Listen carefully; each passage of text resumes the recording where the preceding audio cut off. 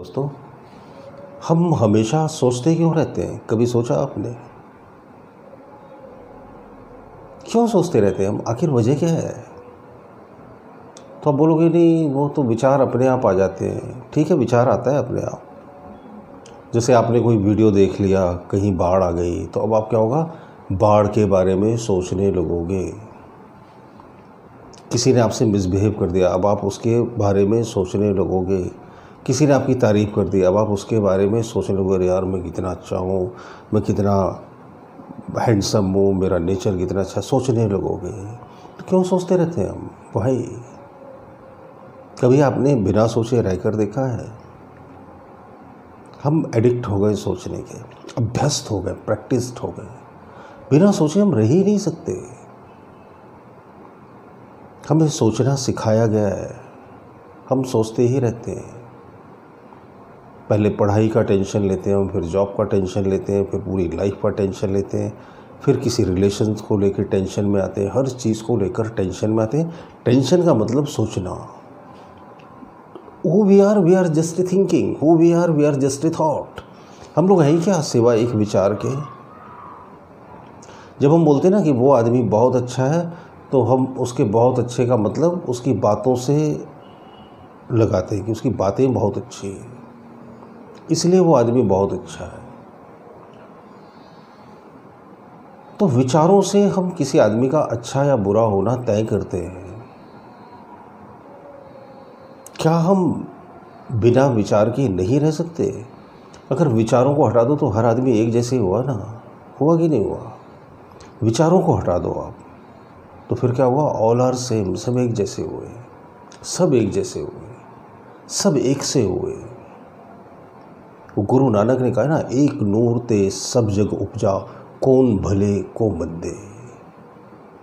सबके अंदर एक ही लाइट है, एक ही ब्राइटनेस है, एक ही कॉन्शियसनेस है, एक ही चेतना है।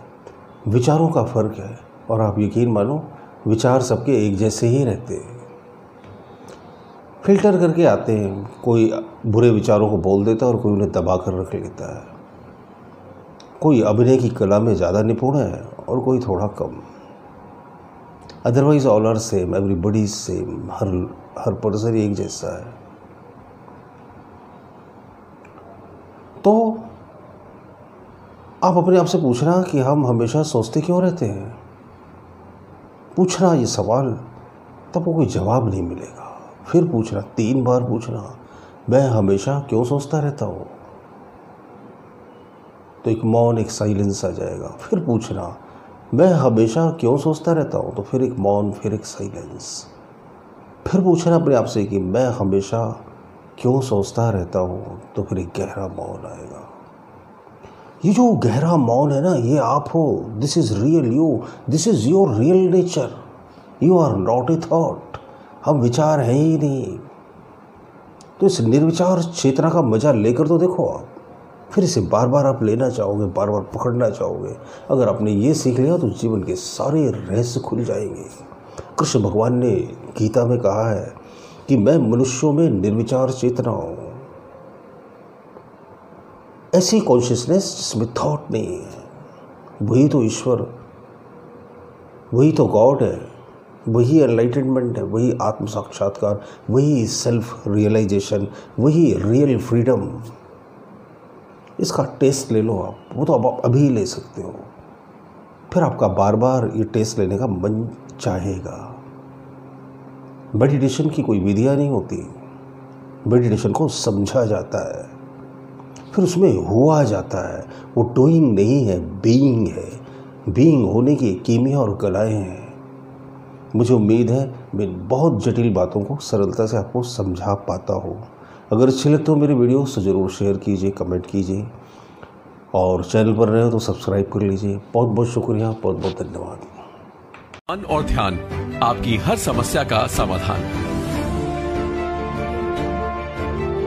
इसे आप घर बैठे अनेकों लोगों पर आजमाए हुए 54 विधियां सीख सकते हैं।